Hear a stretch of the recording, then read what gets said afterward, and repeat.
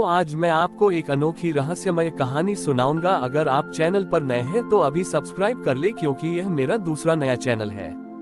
तथा कहानी पूरा देखे, अंत में एक अनोखा रहस्य छुपा है। धन्यवाद। तो सुनिए।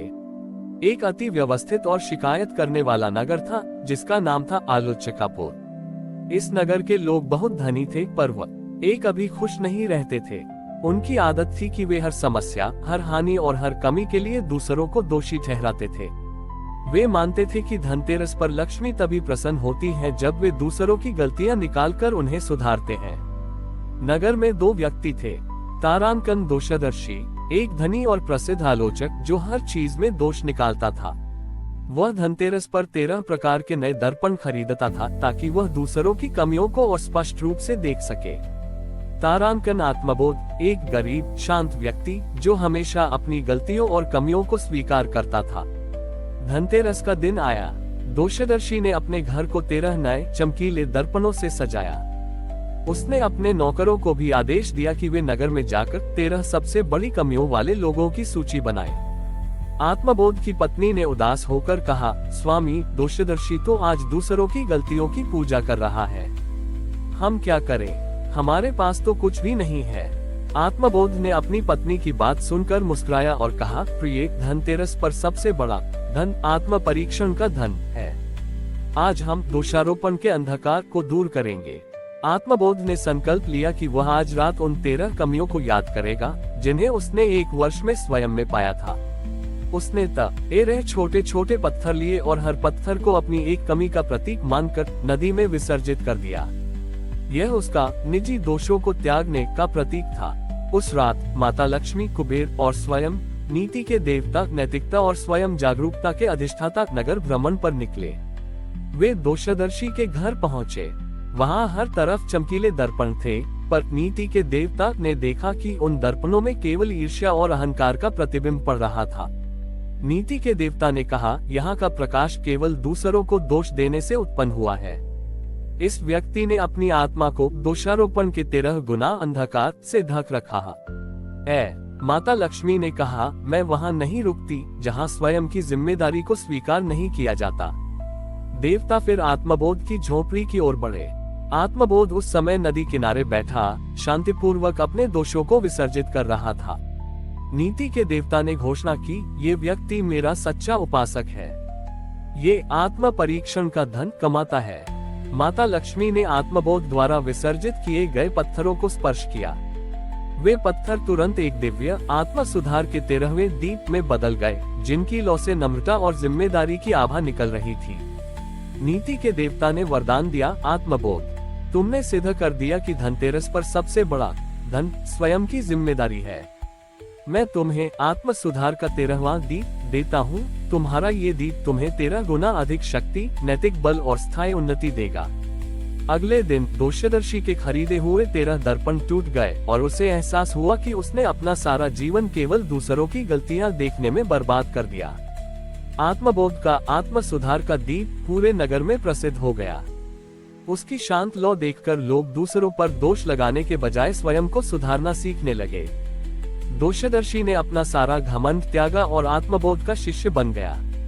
उसने अपनी सारी संपत्ति एक जिम्मेदारी केंद्र खोलने में लगाई, जहां लोगों को सिखाया जाता था कि समस्याओं के लिए दूसरों को दोष देने के बजाय स्वयं जिम्मेदारी कैसे लें। इस प्रकार आलोचकापुर में धनतेरस का पर्व केवल आलोचना या शिकायत का नहीं, बल्कि आत्मा परीक्षण, जिम्मेदारी स्वीकारने और नैतिक बल को बढ़ाने का महापर्व बन गया।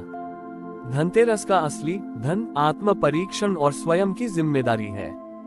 जो व्यक्ति दोषारोपण के अंधकार का त्याग करता है और अपनी गलतियों को स्वीकार कर सुधार करता है, उसे माता लक्ष्मी 13 गुना अधिक नैतिक बल, शांति और स्थायी सफलता का आशीर्वाद देती है।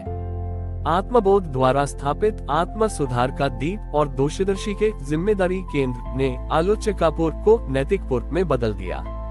लोग अब समस्याओं के समाधान के लिए सामूहिक जिम्मेदारी लेना सीख गए थे। जिम्मेदारी गुरु ने देखा कि व्यक्तिगत सुधार तो हो गया है, पर लोगों को अभी भी यह समझना बाकी है कि सामूहिक सफलता में अपनी छोटी सी विफलता की जिम्मेदारी लेना कितना महत्वपूर्ण है। अगले धनतेरस पर जिम्मेदारी गुरु ने एक विशाल सामुदायिक जिम्मेदारी का महायज्ञ आयोजित किया।